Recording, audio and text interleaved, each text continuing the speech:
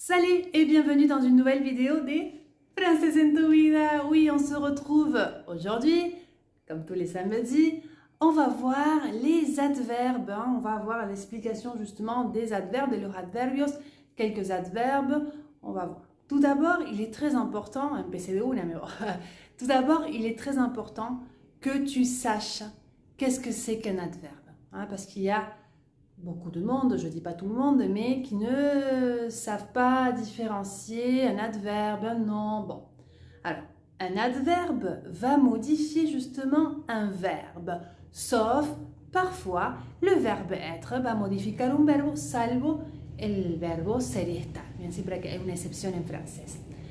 Sin embargo, l'adjectif qualificatif, il va modifier un nom ou le sujet du verbe être. Va modificar un nombre, un substantivo o el sujeto del verbo ser y estar.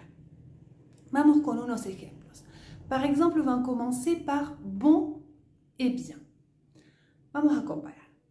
Nous avons une bonne idée. Nous avons une bonne idée. Ahí fíjate que uso bon, pero lo hago en femenino, bien.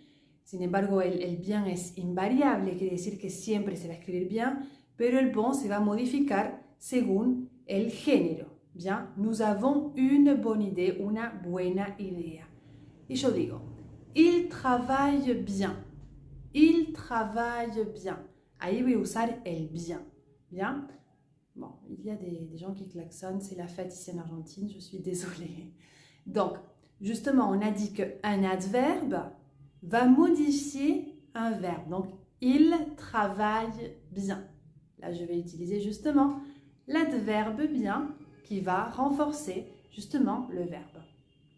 Alors que nous avons une bonne idée, là c'est quoi? C'est justement l'adjectif qualificatif qui va modifier le nom bien.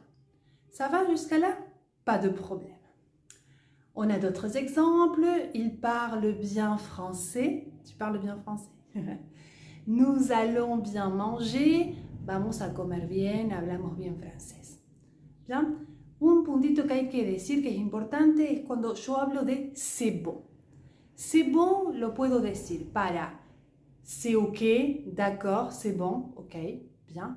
O para también hablar del gusto, del sabor. C'est le goût qui est bon. C'est bon. Bien, eso es importante. Sin embargo, si yo uso c'est bien, es para decir, por ejemplo, c'est bien fait, está bien hecho. C'est bien dit, está bien dicho. Bien, acuérdate que bon realmente es del sabor. Y el otro c'est bien, es algo, está bien hecho, está bien dicho. Ok. Vimos bon, bien y pasamos al mauvais y al mal. Al mauvais y al mal. Es la misma comparación que hago. Nous avons une mauvaise idée. Vimos en el primero que era bonne. Entonces acá lo contrario es une mauvaise idée, una mala idea. Y digo, il travaille mal. Tu vois la différence? Bien. Ils parlent mal l'allemand, ils parlent mal l'espagnol. Ils vont mal comprendre, van a entender mal. Ils vont mal comprendre. Ça va jusqu'à là. Lo que te pido, c'est que dans les commentaires, tu m'écrives des phrases avec bon, bien, mauvais et mal. Así yo te puedo corregir a ver si entendiste. Ok, jusqu'à là, pas de difficulté. Maintenant, justement, on va voir la construction des adverbes en MENT. Comment je vais les construire? C'est très facile, tu vas voir. Il y a quelques exceptions, mais c'est vraiment très facile. Alors, l'adverbe est le plus souvent construit sous la forme féminine de l'adjectif. La forma femenina del adjetivo es como lo vamos a formar generalmente. Entonces yo, por ejemplo, uso masculino long, lente le agrego la E, y a eso le tengo que agregar la terminación MENT. Por ejemplo, lentement, lentamente. Otro, parfait, perfecto. Parfait, parfaite, parfaitement, perfectamente. Franc, franche, franchement. Franc, una persona franca. Franche, franchement, francamente. Tu vois, jusqu'à là, je crois qu'il n'y a pas de difficulté. Luego, tenemos quand l'adjectif ne change pas justement de forme au féminin ou bien se termine par une voyelle. Cuando no tiene modificación en femenino o cuando ya termina en E, bien, ahí tenemos algunos. Poli, que es cordial, poliment, bien, ves que no se modifica. Vrai, verdaderamente, vraiment. Libre, librement. Bien, son casos así muy particulares. Luego tenemos los adjetivos que son ENT, en. Fíjate que la pronunciación es nasal, es en y no en, es en. Por ejemplo, récent, récemment. Fréquent, fréquemment. ¿Ves? Ahí fíjate que se modifica, se le agrega una M, entonces doble M, E-M-E-N-T. Y acordé de la pronunciación en. Bien, eso es muy puntual y hay que sabérselo de memoria.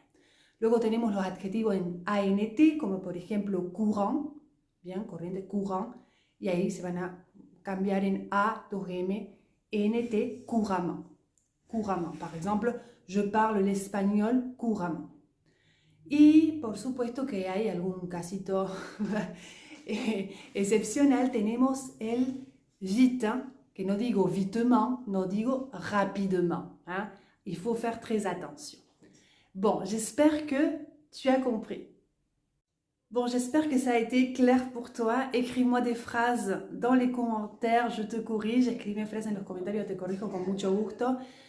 En ce moment, ici en Argentine, il fait très chaud, c'est vraiment insupportable. Je n'aime pas la chaleur, donc je souffre. Bon, si on a aimé ma vidéo, on fait quoi? Oui, on met un petit pouce. On n'oublie pas de s'abonner à ma chaîne pour ne pas rater toutes les vidéos parce que je poste tous les samedis une vidéo et les lundis, les petites dictées que tu peux retrouver sur Instagram. Tu peux me trouver aussi sur Instagram, Francés en tu vida, et sur TikTok. Et aussi, tu as ma playlist sur Spotify. Hein? Francés en tu vida partout, tu peux me trouver. Merci de regarder toujours mes vidéos, de me laisser des commentaires et de me laisser les petits pouces. Je vous remercie beaucoup parce que ça m'aide à savoir si je continue à filmer ou pas. Donc voilà, je vais continuer. Gros bisous et à la semaine prochaine.